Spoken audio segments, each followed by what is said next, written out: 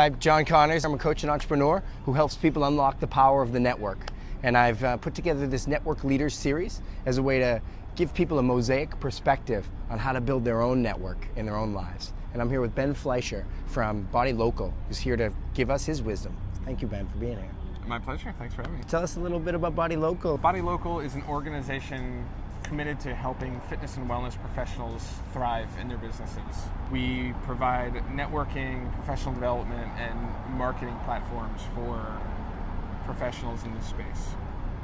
And it rides on the idea that essentially for anyone who works in fitness and wellness, that our best referral sources are one another.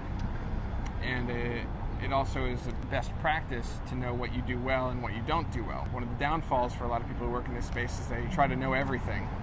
And it's not good for your clients, and it's just not a good idea. So I find it a much better strategy to know when to refer out, and it really opens you up for being part of a community of people who work as a team to help your clients.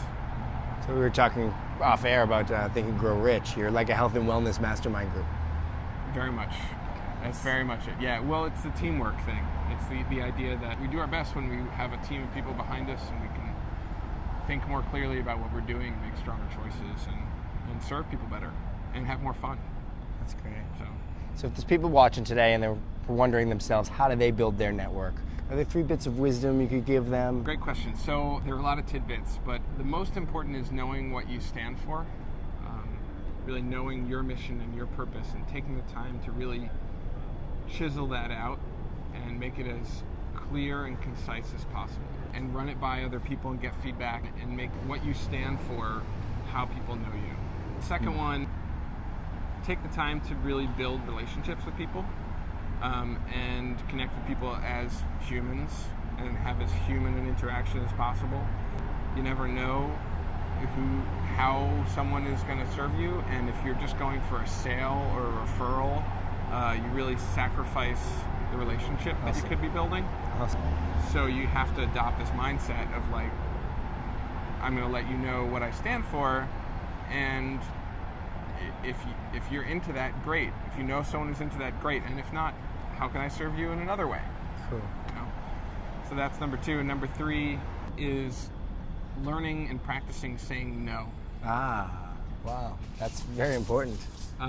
It takes practice and knowing what you want and what you don't want. And though the universe loves when you say yes to things, I think the universe loves even more when you say, no, that's not quite what I want. Sure. And learning how to say no and practicing saying no is a work in progress. You're always kind of refining what it is you want and what it is you don't want. Yeah. So it's a practice. Beautiful.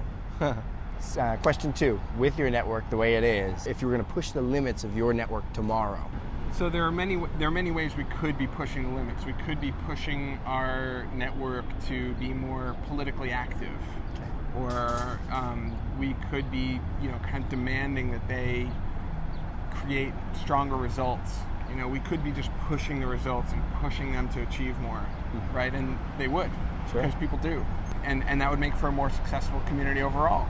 As a company, we could be selling more to them, or having them sell more for us. I mean, there's ways to do that, but we're really focusing right now on like quality over quantity. Okay.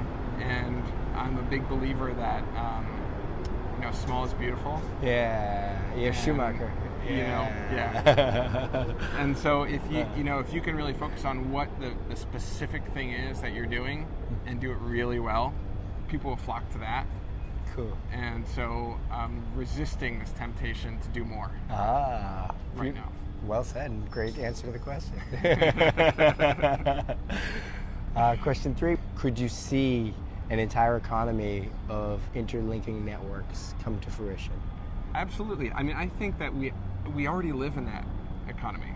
You're the second person to say that. I do. I really do. And I think that as the economy as a whole, as the culture as a whole becomes more transparent, and there's more lines of communication, it's easier to communicate with one another, we're breaking down all these well-established conventions of big food and big pharma and all these kind of huge establishments that have dictated how we buy for so long, and they're all changing and breaking apart. And every day you see these new evolutions. Yesterday I heard that, McDonald's is limiting the antibiotics that their farmers can put into their chickens. Wow. And so is Walmart, and so is Tyson's Foods, right? Because they have no choice but to respond to the communication that's happening among all their buyers, and their numbers are going down. So I think it's really true that we already live in a networked society. Awesome. And that we're having a stronger impact because of that. Okay. On the stuff that for years we thought we would have no real influence on. Wow. So that's incredibly inspiring for me, so thank you. I'm writing to proselytize, the network society in a way, and you're telling me we're already here. No, I do. I think we are here. And that being said, like, I live in New York, which is this, like, amazing, liberal, very networked city. So I'm in a bubble. Okay. Well said. And I think what you're doing is awesome, because that bubble needs to expand, and we need to make all the change that's happening here and all the consciousness that's growing in New York really include more of the country. Well said. Thank you. I really think so. And I mean, I often say that New York City is like its own country. It's separate from America. Most of America operates so differently. Really true. So, so what you're doing is great.